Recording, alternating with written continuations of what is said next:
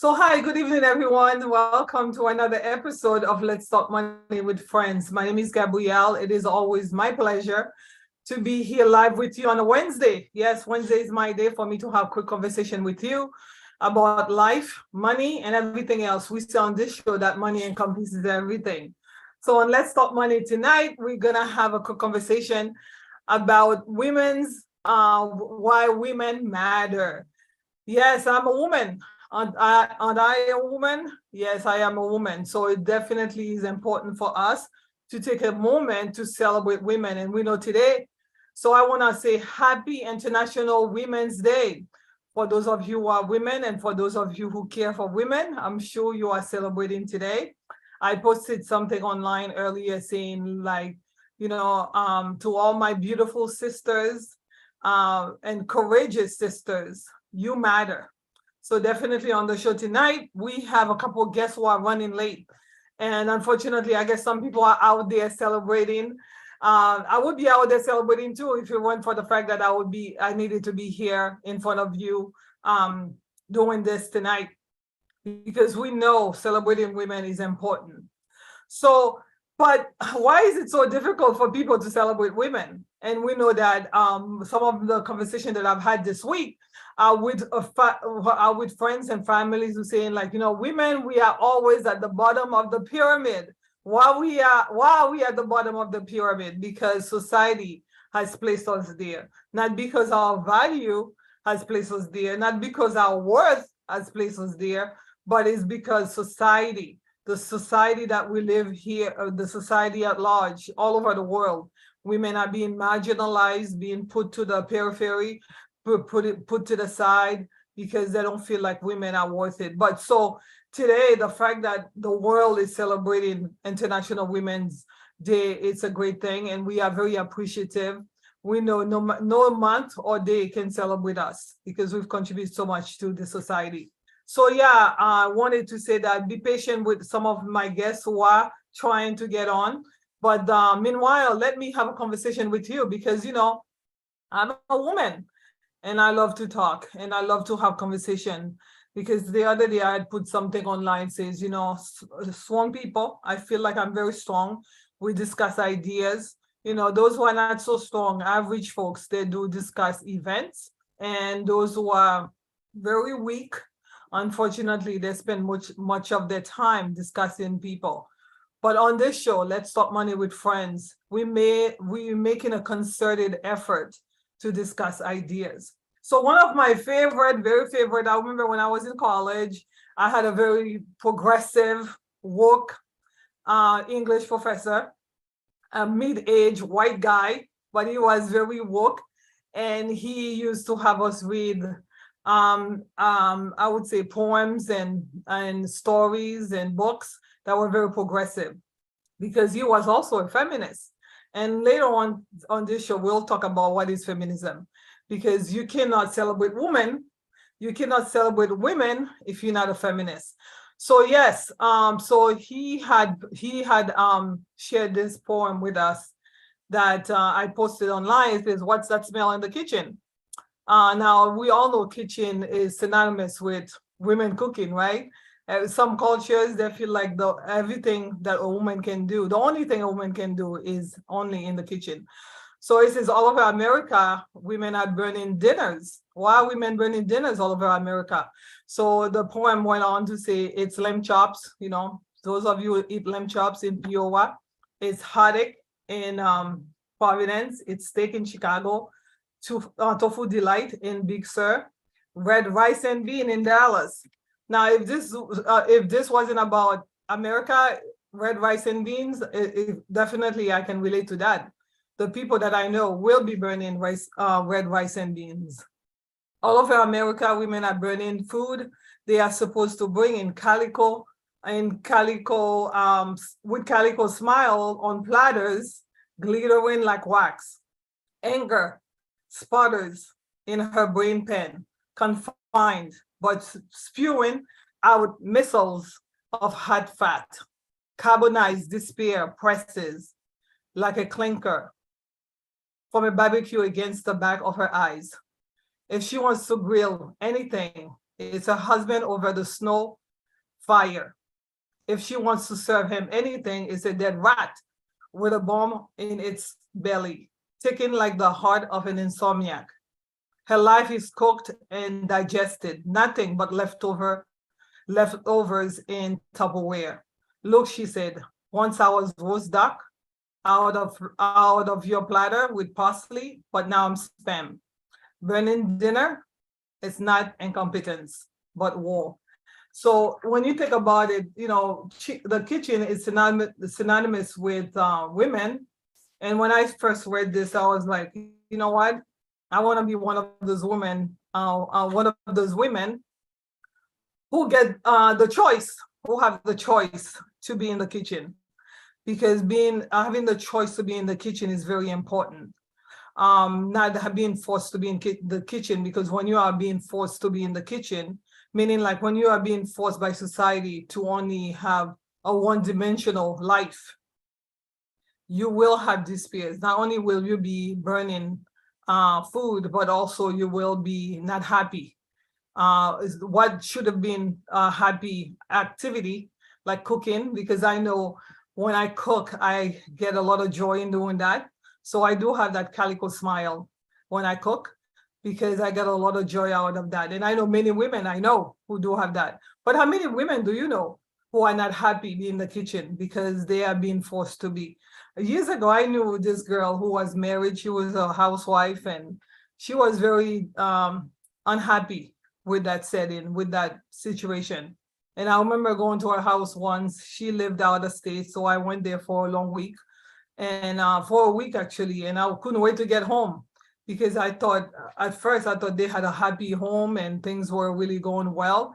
Found out that she was not very happy. She was living in despair. It says carbonized despair presses like a clinker, just like she was living in despair. And I think she would be one of those people, because she was so angry.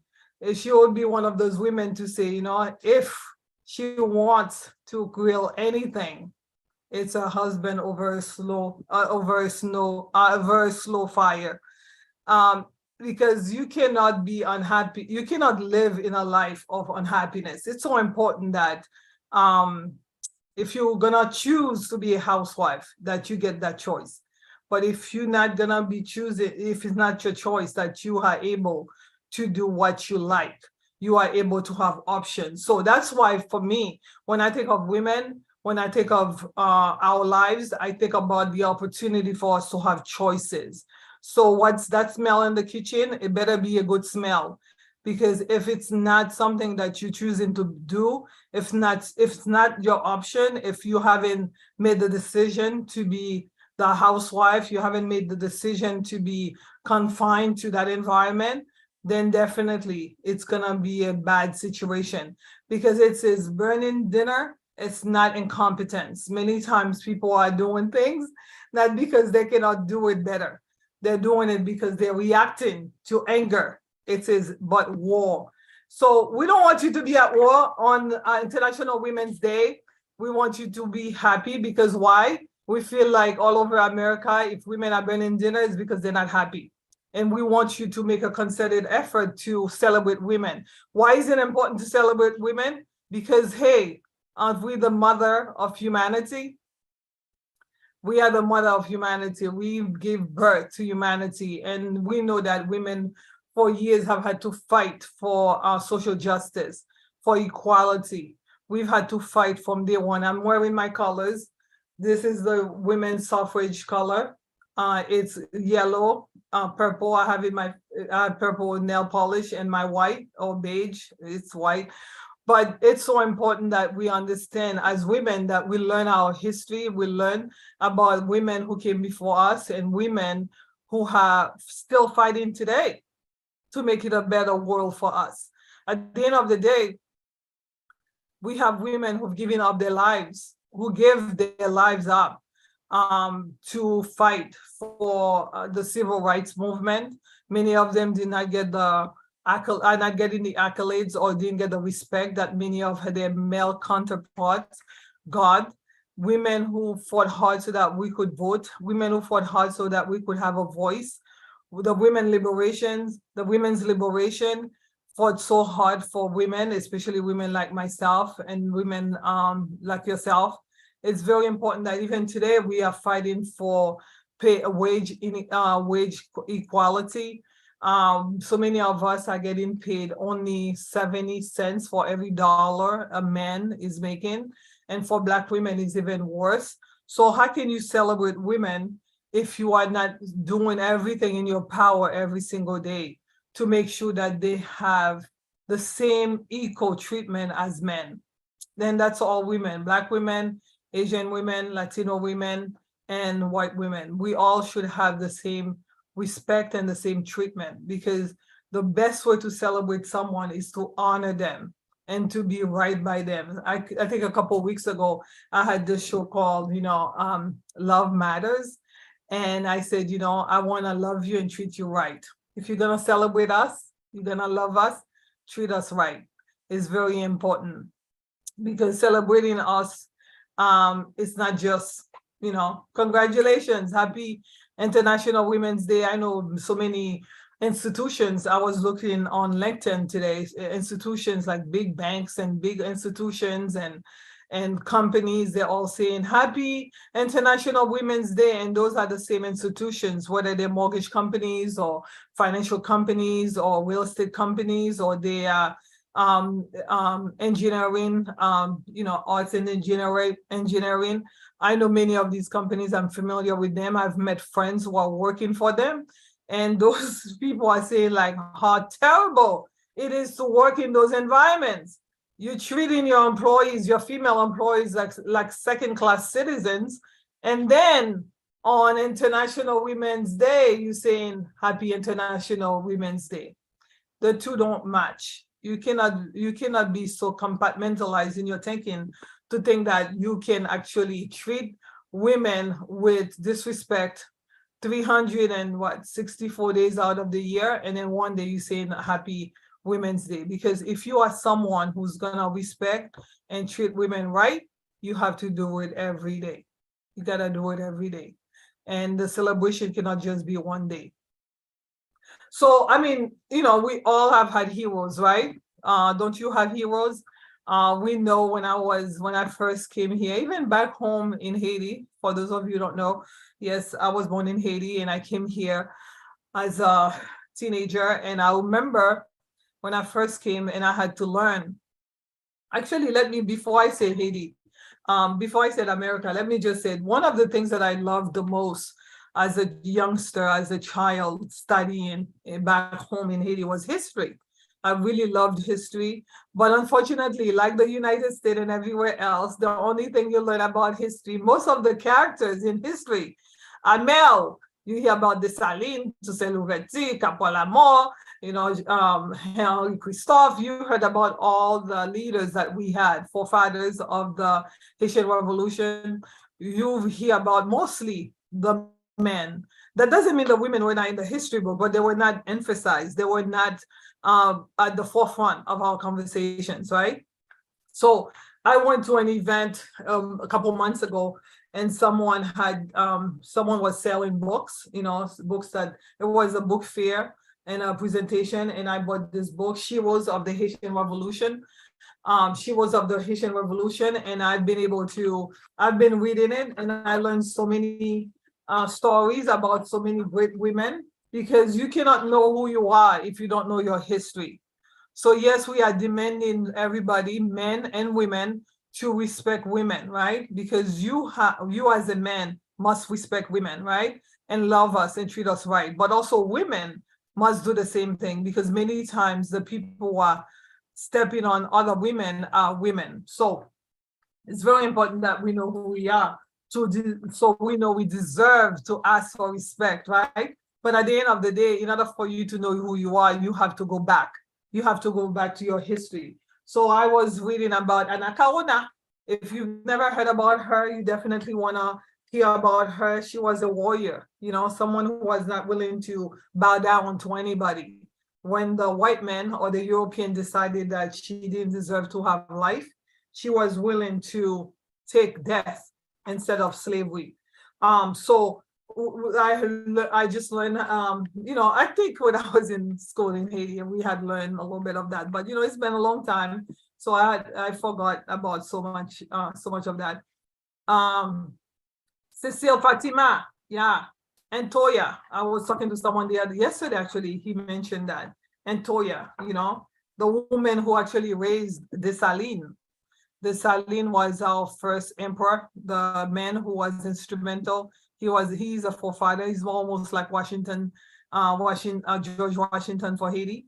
And this woman, that wasn't his natural birth child, but she was able to raise them. She raised them, and he became the warrior that he became because of her training. So, and Toya, and we have Cecile, Sanit Belair. I was reading about her and I was like, oh my gosh, this woman is very much like me. Or I'm very much like her, because she was like take no prisoner type of woman. She was not willing to relent, and she was not willing to bow down to anybody, and she was willing to stand tall and fight for her country. She believed that she had what it took to really be the woman that she wanted to be. So I think it's so important that as women, not only that we ask for respect, but also we learn about who we are, where we came from. I love to, again, history, and I like to look at pictures, and I'm like, I wonder if I look like any one of those people, because I'm always wondering what lineage, my ancestors, in terms of like my DNA. Like there's a show online called DNA, I think, Ancestral DNA. And I'm always looking to see, do I look like them? Maybe I have some resemblance here. But, going back again to the poem, What's That Smell in the Kitchen? And again, we want to emphasize that it's not about, women not wanting to be, again, a homemaker, because sometimes you have that choice and you want to take that choice because that's what you want. So I think about Suzanne Simon Louverture. She definitely, Toussaint Louverture, everybody knows about Toussaint Louverture, but very few people in our culture or even in society are familiar with her. And she was a homemaker. She didn't want to be anything but a homemaker. So sometimes that's what you want to do. She was a homemaker, and she fought really hard, because if the home is not right, sometimes, many times you cannot perform well outside of the home as a man or as a woman if your husband is a homemaker. So it's very important to know that you have options and you have choice. You have choices. So I would suggest it, actually, Heroes of the Haitian Revolution. If you have young kids, please get this book for them. It doesn't matter if you're Haitian or not, because I think history is important to know about everybody's history, because you can learn to respect them and value them. Again, why are we talking about this tonight? Because to me, International Women's Month or Women History Month is very important. It's very important that we take the time to stop to celebrate women. And we do the same thing when it comes to Mother's Day. We do the same thing when it comes to other holidays, national holidays. We take the time to celebrate and to honor. So we want to do that, but it's very important to know how to do it right. So, I just mentioned about some of the women that I'm learning about, that I've learned about, and I'm very impressed by. And I'm wondering if I have, some of their characteristics. But I would like to mention some of the women here in this country who have paved the way. Because I know many times I've had conversation with folks who were born outside of the country, and they come to this country and they see some of the challenges that especially African Americans deal with, economic challenges, social challenges, some of the ways they've been marginalized and systemically oppressed. And sometimes, because they're not familiar with the history of this country and the fight, and those people, those characters who fought so hard to make it possible for me to be able to have had the opportunity to go to college, to enter the university that I did, because other people came before me and fought so hard. Women and men, but we're talking about women tonight. So it's so important to know that there are so many women who fought for me to be able to cast my vote. It didn't come easily. It came at a price. to so many women. And also to being able to go to the store, to enter a store and shop for what I want without, yes, we are watched all the time, but at the end of the day, we are being given the opportunity. We have the right to do it because those women fought hard. Women who saw injustice and said, you know what, I have to stand up and fight and not. So the first person I've always loved to talk about is Harriet Tubman. Everybody familiar with her. If it had not been for her, many enslaved people would have stayed enslaved. She freed herself by what she ran away from the plantation that she was in, but she didn't just do it for herself. She went back. Many times, I remember when I was in high school, the first time I read about her in depth, I was like, oh my gosh, would I have had the opportunity or the courage to go back and help other people? And I think the answer would be yes, because sometimes when you find yourself in a tough situation and you know that you must do something, really, if you have the courage and you have the faith, because she had courage and faith, and she was willing to keep going back to really free so many who were enslaved and being mistreated and being abused. As we know, slavery was really violent, major violence. So it's so important to think about, to educate our kids about those people. We talk about Rosa Parks all the time. If it had not been for her, I don't think I would have had the opportunities that I have today. You wouldn't have had the opportunities that you have today. She sat instead of standing up, instead of getting up. She said, no, I'm tired. I'm not going to do it. Yes, her story is more complicated than that. But as we know, in the simplest form, she sat and said, no, this injustice must stop today. Yeah, it had to stop. I think about a woman that I came to know in the last, actually, I studied business and finance. So I didn't do much in terms of African-American studies or even Black studies in college. But Septima Clark, yesterday I was at a meeting, we talked about that. She's referred to as the mother of the civil rights movement. The mother, meaning like she was so instrumental as a woman. You know, she was very strategic at creating opportunities, not only for the people in her community, but also for herself to be instrumental and be part of the movement. Because, you know, we hear about the civil rights movement all the time. We hear about MLK. We hear about other characters of the civil rights movement. Martin Luther King Jr. is being honored, you know, every January. We honor him, but trust me, he did not do it by himself. There were plenty of people, including many women. Septima Clark, if you've never heard about her, you need to look her up. She was one of those women who educated herself. But again, just like Rosa Parks, she didn't do it just for herself. She went and helped other people, educate other people on how to read so that they could do what we all take for granted today, vote. Because back then, if you didn't know how to read, you couldn't vote. And it's even still so today, because when you go to the ballot, you gotta be able to read those things when you go voting. So it's very important to know that women have been instrumental at making this world a better place. But again, as they're working hard to make it better, many times they get, again, marginalized and get pushed to the side. They get oppressed. The oppression of women is real. It's still happening today. Again, how do you oppress? You cannot just say happy International Women's Month when every single month, every single day, your company is treating women differently. Now, going back again to what I said earlier, why we all should be feminists. Now, I read a book, and the book was Everybody, actually it says feminism is for everybody. Feminism is for everybody. And I was saying to folks the other day that I grew up in a church.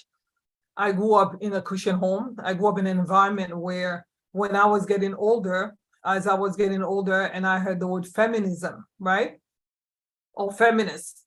And automatically, I was taught that it's like women who do not like men, women who are angry with men, women who wants to, you know, women who want to destroy men, who want to who wanna eliminate men. It was like all about that, because again, when you don't have information, knowledge is power. When you don't have power, you kind of pass on again. Going back to, there are three types of people: those who are strong minds, discuss ideas; weak mind, average mind, discuss people, discuss events; and then you have the weak mind who discuss people, right? So the weak mind also discuss a lot of erroneous and pass on many erroneous information. So they'll pass on lies because they have not taken the time to study really in depth what they're talking about. So I remember being even in the church, and the way women were being treated, and also the idea of feminism was like, oh no, it's for those who hate men. That's not true. If you take the time to really study and really share ideas with people who have done in-depth studies about feminism, they will tell you that feminism is just about loving people equally. You cannot love and treat people right and then have certain people you put in a box and other people you give all opportunities to. So if you are, if feminism is for everybody, meaning like if you're a man or a woman, you ought to be a feminist. And why? Because you will learn to treat men and women equally with the same respect, giving them the same opportunities. And what does that look like for you who's at home with children? Yesterday I was at an event and I said, like many times, racism is, in my personal opinion, racism is perhaps has the direct correlation with how white women treat their kids and educate their kids. Because I know a friend of mine who's a white guy, and he said, Gabrielle, I've never had an inkling of racism in me, because my mother, from the time I was growing up as a child, taught me how to treat everybody equally with the same respect. And not with words, but with actions, right? Because you cannot have faith without deed, right? It's with action. So you have to exemplify. Last week we talked about how important it is to give. And the best thing you can give is love, and teaching your kids how to love everybody. And I said, does that mean though, if a parent, especially a white mother, doesn't teach her kids, those boys and those girls had to treat everybody with the same respect? Is that the reason why we have this situation that keeps on going and going? Yes, institutional racism happens because of greed and all that stuff. But I think even in corporate America, if you have had parents who have shown you how to love and respect all people, you wouldn't have no other option but to do it. So likewise with feminism, if you have parents, especially mothers, who are raising the kids, mothers and fathers, and teaching them how to respect women, treat women right, and giving women the same opportunities that they give men. And at the same time, to even at the house, mothers, the way they treat their boys, they ought to treat girls similarly with the same love and respect, and teaching them how to respect everybody equally. So I think there's a job that we have to do, and that's how feminism is going to be in everybody's situation. Everybody's going to see the need to really respect and love women and treat them right. That's all it is. I'm a feminist because every single day I treat men and women with the same respect. Every single day I make sure that the way I talk to a man is the same way I talk to a woman in terms of the respect that I show. Every single day, the same opportunities that if I have an opportunity in front of me and I have to share it, I'll share with a man or woman the same way. I make sure that I cheer on a woman the same way I cheer on a man. I make sure that I listen to women the same way I listen to men. If you've been watching the show here, you'll see that is correct. Because on this show, we have guests who are male or female, and we have male, female, and they come on, and we offer them the same opportunities, because why not? The same opportunities to really be themselves and just like open up and do what they need to do. Because I grew up in a family of 7 children, my mother taught all of us how to cook. My mother taught all of us how to clean. My brothers had to wash dishes. I had to wash dishes. I had to clean the bathroom. They had to do the same. My mother taught us how to cook. Thank God for that, because my brothers now who are older, who have children, they're cooking for their kids every single day because, that's what they do. When I go to see them, I can sit, put my legs up, my feet up, and say, please cook me something to eat. And guess what? Likewise, I will get up and do the same thing for them, because we were taught that everybody should be able to do everything and everybody should be treated the same. Now, of course, it's always a struggle because, mothers, they have tender hearts towards their sons, and they do go above and beyond to treat them a little bit differently. And we've seen that. And we used to tell my mom, why are you doing so much more for them than you're doing for us? But, it wasn't like so, the difference wasn't so bad that we couldn't live with it. So it's the same way. Like, yes, I believe in equitable treatment. So it's not going to be exactly the same, but it's going to be equitable and equal, because of the fact that you're going to make a concerted effort to treat people right. Because women are people, men are people. And if you made an effort if you've decided in your heart that you're going to love and treat people right, then you're going to have to do it equally for everybody. So again, I would say, yes, we cook, we clean, we do all that stuff, but there's so much more we can do. And when you are confined in an environment that is desperate, a desperate place, a place where you feel like, it says her life is cooked and digested, nothing but leftovers in Tupperware. You don't want to have a life where you feel like it's cooked and digested, nothing but leftovers in Tupperware. You don't want that, because you want to feel like you're living life. You are really maximizing your potential, and that you are becoming more and more of yourself, and that every single day you're growing. But when you are in an environment, whether it is a kitchen, whether you're a housewife or you go to a job, and the environment is not treating you right, and they're not giving you opportunities. So we could say, what's that smell in the office? What's that smell at the hospital? What's that smell, in the clinic? What's that smell anywhere? Because when people are not happy, they're gonna be acting up, and they get to the point where they could be so angry that they want to cut you off. And you don't want that to happen, because the idea of thinking about roasting your own husband over a hot fire is not a good idea. But it will happen if you are unhappy. And it's the same reason why we don't want women to be unhappy, because I've heard they say, when mama is happy, everybody's happy. When women are happy, everybody's happy. When women are content, everybody's content. When women have joy,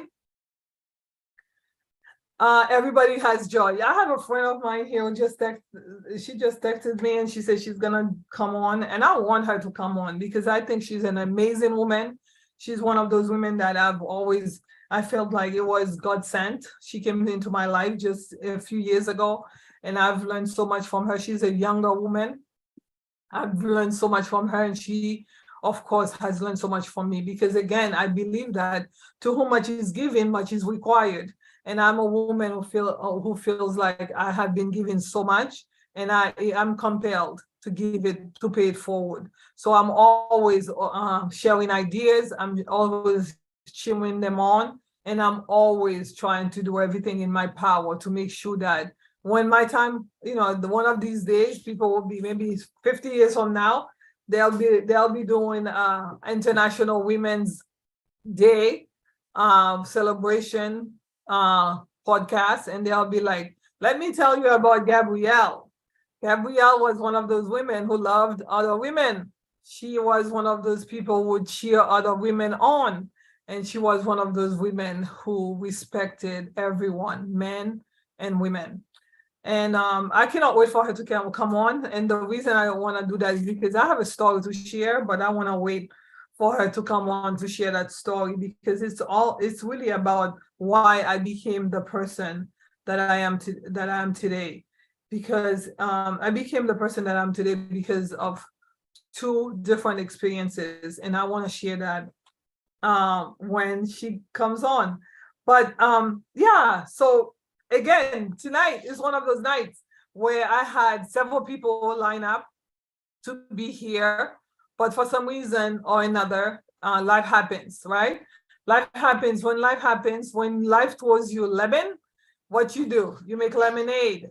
And I feel like I'm one of those people who are always ready to make lemonade because life has thrown me many lemons. But at the end of the day, I'm never afraid to show up and do what I need to do because I feel like I've been blessed with much to say, and I'm willing to say everything that I've been blessed to say. So again, celebrating women is imperative. And I wanted to just say one more thing about how should we celebrate women. Um, on this show, we talk about your health is your wealth, meaning like it's so important to invest in your health. But again, going back to this, what's that smell in the kitchen? When you have a woman who is a homemaker, or maybe she's not a homemaker only, she's taking care of children, but she's also has a full-time job. I think one of the nicest ways, one of the best ways that a spouse or other people in her life could help celebrate her every day is to give her space to be herself, space to really take care of herself, space and time to really invest in herself. So I go to the gym with this friend of mine. She has 4 kids. 4 kids, they're really under the age of 10, I think. No, well, 3 of them are under the age of 10. And her spouse and the family members who are supporting her give her space to come to the gym. And because she's been going to come into the gym religiously, she's stronger now, mentally, spiritually, and physically stronger. And this morning she was saying to me, Gabrielle, I feel so great because this is my time to myself. So you want to celebrate the women in your life? Give them time. Don't keep them in the kitchen cooking 3 square meals a day and slaving away over a hot stove and not give them enough time to do something as simple as going to the gym for an hour, to do some exercise and to bond with other women, and you have them stuck in the house. Another thing is that women love to do their nails and their hair and looking good, going to the spa or doing something nice, or if they like to go hang out with their friends, every month, once a month, going out to dinner with a friend. Give your spouse, your woman in your life, the women in your life, give them the opportunity to do that, doing something, give them the space to really invest in themselves. I'm part of a group called Positivity Feminine. Positivity Feminine is on social media. It's an international group of women who are all over the place. Our founder is in France, but we have women, of course, in Boston, in New York, in Chicago, in Florida, not Chicago yet, but in Haiti. We have women in the island, in Dominican Republic as well. We have women everywhere, and we get to interact with each other online with the private Facebook page that we have. And that Positivity Feminine, Cindy, who's saying like she's gonna jump on soon, is part of that group. And we get to go out once a month to celebrate life, to just hang together and have conversations. We get into deep, deep conversations, and we come out feeling rejuvenated.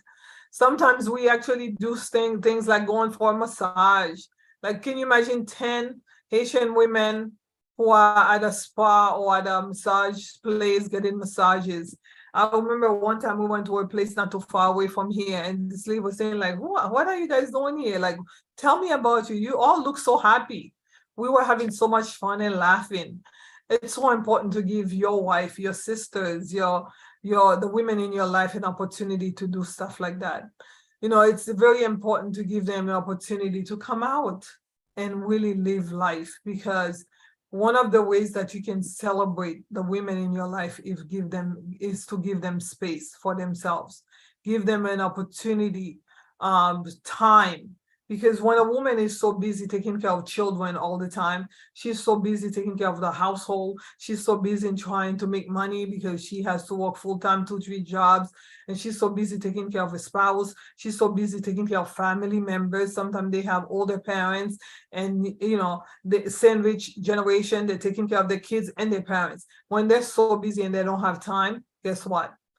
They're not gonna be their best. That's when they start thinking, if I want to cook anything here, what is it? What they say? If she wants to grill anything, it's her husband over a slow fire, and she wants to feed them dead rats. And it's a metaphor for like being so angry and so unhappy that you so angry. You don't want the women in your life to be so angry. So on International Women's Day, I hope you took the time to send flowers to the women in your life, the women in your life, or the woman in your life that you really care about, and told her happy International Women's Day. And I also hope that this weekend, or maybe today or this weekend, you give her an opportunity to go celebrate who she is, either by herself, if she's the type of person who likes to kind of hang by herself, or give her an opportunity to hang with her friends and her sisters. I know I have 3 sisters who are married. 2 of them, whenever I go to their houses, right? I go to see them. Their husband always like disappear. Their husband will disappear because they're like, okay, it's time for those girls to talk, and then we're gonna sit there and talk all night, because they value the fact that we get an opportunity to chat. We chat every day over the telephone. We sit on the phone for hours. But at the same time, when we see each other in person, we do more talking and we do more sharing, and we have much more fun. And I know that the fact that the husbands, they like disappear, they go watch TV someplace, and they stay away, and give them space to really enjoy the people who came to visit. It's a great thing. It's a great opportunity for them to build memories. Because yes, women want to build memories with children, with their spouses and stuff like that. But also it's very important to spend time with your girlfriends. A couple months ago, I have a friend of mine in Florida who had a birthday, and another friend of hers had a birthday, and she had invited me to go celebrate with them. And we went together. We flew to a nice place, and we had a really great time together. And it was like, wow, that was a great moment for all the time that we spent together. 3 of them were married, and so they had kept the husband stayed home, taking care of children, taking care of the house, but they were able to plan a getaway with just girlfriends. I have joy in my life, and I'm so happy because I have so many great women in my life. Women that I've learned about in the past who have done so many great things that I'm always meditating on, thinking about them, seeing how I can be more and more like them, because they made such a great impact in this world. I wanna do the same. But at the same time too, I have women of today, women that I have in my life today, who are making such a great impact in the world, and also they have made such good impact in my life. So it's very important that you have that. If you want, how should we celebrate women? One of the ways is to give them space so that they can maximize, be their very best, get an opportunity to really enjoy life. Self-care, treating them equally, but give them an opportunity for self-care, because that's an important part of this process. So yeah, as a woman, I'm very grateful to God, and I'm very grateful to my parents for teaching me that I was, I was everything that I needed to be. I didn't have to be connected with anybody other than, if I wanted to, I could, but I didn't have to. And they taught me how to be independent. They taught me how to be self-sufficient. They taught me how to be responsible. They taught me how to be a community-oriented person. They taught me how to be someone who loves other people, and especially other women, because I watched, as growing up, my mother had girlfriends. I never heard her once talked she's never talked about them in a negative, disparaging way. She's always wanted to uplift them and encourage them to be their best and to pursue their very best. And that's why I do the same with the women that I've chosen to have and keep in my life. So being a woman is a great thing, but it's also a very challenging thing. It's very challenging for us because of the fact that we live in a society that does not value us the same way they value men, for one reason or another, because it's systemic. It makes sense. It makes sense for many people to create that lesser than, like marginalized group of people, or lesser than population, because it's easier to take advantage and abuse.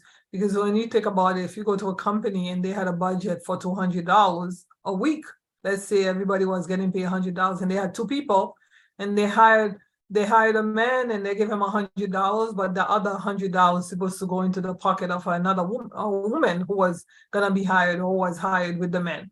But if they could hold on to $30, only give her $70, who's winning? The company's winning. The people who owns the company are winning, because they got the opportunity to hold on to $30 that should have gone into the pocket of that woman. She should have gotten paid the same as the men if they're gonna be doing the same job. But they're holding on to her $30, gave her $70. Now she has to go home and try to make it work with $70. And the struggles that she had to deal with, challenges, because $30 of her money was kept away from her, was taken from her. So somebody's winning by creating these differences. We don't want us to be part of that crime. It's a crime, and I'm personally, if I can, the treatment that I give to everybody has to be equal and equitable, but definitely equal. Why? Because you don't want to be part of a society, part of a system that's creating divisions and separations and segregations, and abusing one group so that they can fill their pockets at the expense of somebody else. So I would say definitely, my friend is running late, and I feel like we've been having a long conversation here. My conversation tonight for my friends, the questions that I've been able to answer here, very simple. How should we celebrate women? Who are some of your she-roes? And yeah, and also what the idea of this poem, being what's that smell in the kitchen. We don't want people to be in stinky, burning environment. We want them to have a full, complete life. The aroma has to be pleasant, because again, when you have an environment where a woman is acting, or her woman is at her very best, when she's cooking, it's the joy of her life. I know when I cook for my family, I cook for my extended relatives and friends, I have a lot of joy because I'm not being forced to do it. And I have options, but it is a desire for me. I have the desire to do it. It's not being forced. So I thank you so much for your time tonight. I thank you for celebrating women. I thank you for thinking about us. I thank you for treating us right. I thank you for teaching your kids, your youngsters, how to treat everybody with respect, and treat us right. I thank you for taking the time to learn your history, and for teaching your kids about the history so that they know that there are people who came before them who fought hard, and they need to show reverence and respect for those people. I thank you for, celebrating women. Yes, today is a great day. This month of Women History Month, it's a great month. But again, today is not enough. A day is not, a month is not enough. We need you to celebrate women every day. And if you do that, it's definitely going to make a difference in our lives, and it's going to make a difference in your life. Because when mama is happy, everybody's happy. When a woman is happy, they say if you want to if you want to educate a village, you educate a woman. Because I know when a woman knows something, she's gonna share with everybody. That's just the nurturing nature of women. We want to spread the love.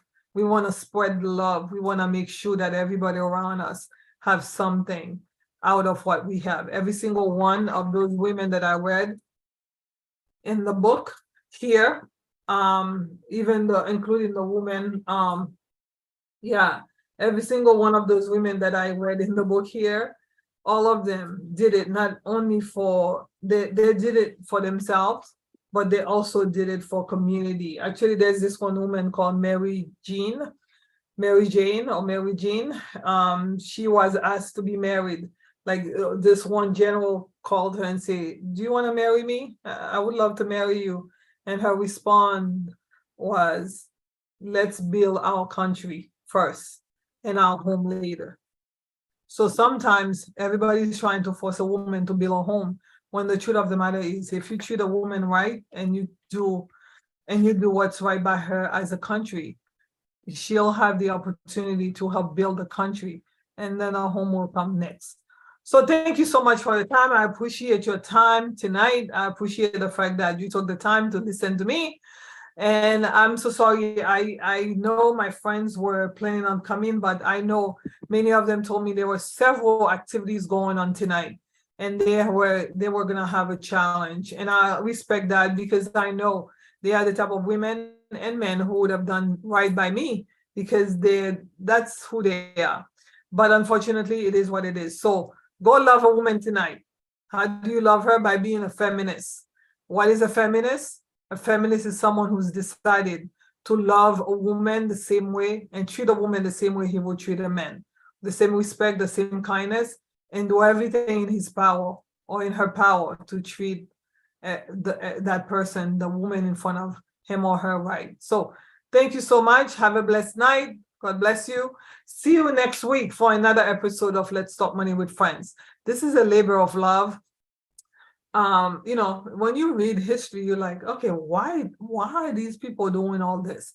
Same thing, sometimes you're doing something, you're like, why am I doing this? Because I believe it's a labor of love. I love to share ideas against strong minds, strong people that share ideas. So I like to share ideas. I feel like this here will start a conversation, especially again, if you don't have this book, go pick it up and share it with your friends and family, heroes, she-roes of the Haitian Revolution. Please do that. Have this conversation with your kids. Let them know. And yeah, but also share, tag, make a comment, let people know that you were watching this and that they should pay attention to this show. We come on every Wednesday at 7 o'clock. We have so many different topics. We say money encompasses everything. Today, listen, women. As a matter of fact, somebody shared a book with me. It says Feminism and Money. And I'm going to be reading that book, and I think she's coming on the show to talk about that. Money encompasses everything. We want to get our money straight, but also we want to get our lives straight. Love the women in your life, and you'll be happier. Thank you so much. Have a blessed night.